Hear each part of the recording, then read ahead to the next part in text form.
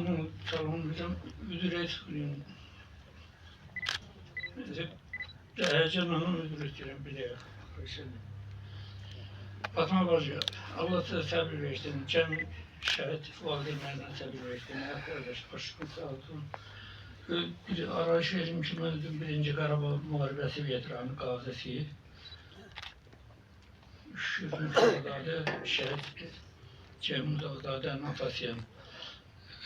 Yenə deyim, arayış üçün deyim ki, Cem hərbi xidməti burada xidmət eləyirdi. Xidməti burada Naxçıvan şəhərinə aparıb. Emsali hərbi hissədə və Günüt kəndinin alınmasında çox yaxından və onun getdiyi kəşfiyyat məlumatları əsasında hazırlanmış və həmin Günüt postu götürülmüşdür. Həmin postu götürəndə 2 yerlə yaralanmışdı və hərbi xidməti qutarandan sonra xidmətin davam eləməyə, müddətdən artıq xidmətə getdi. Nə deyim? Burada baxarım elə hamısı şəhid valideynləri, hamısı ürək yer aldı.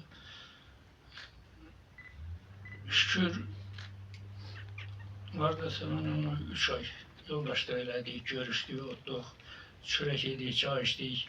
Bir neçə də evimizə gəldi Ceyhunla, gecədə qalırdı, təyə gedirdi. Mən Bakı şəhərində olsam da bilən kimi gedirdim əvvəlcədən.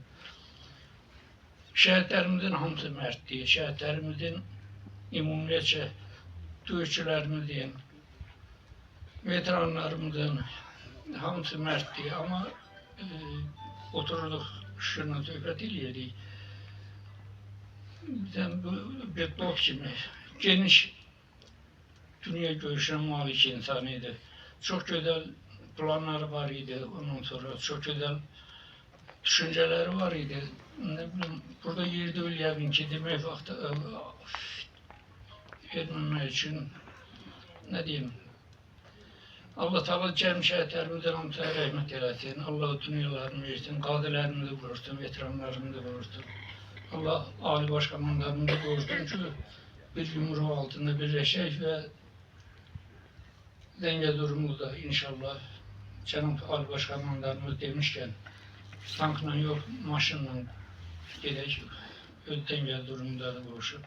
Allah devlətimizi, devlətçiliyimizi, prezidentimizi qorusun. Allah cəm şəhidlərimizə rəhmət eləsin.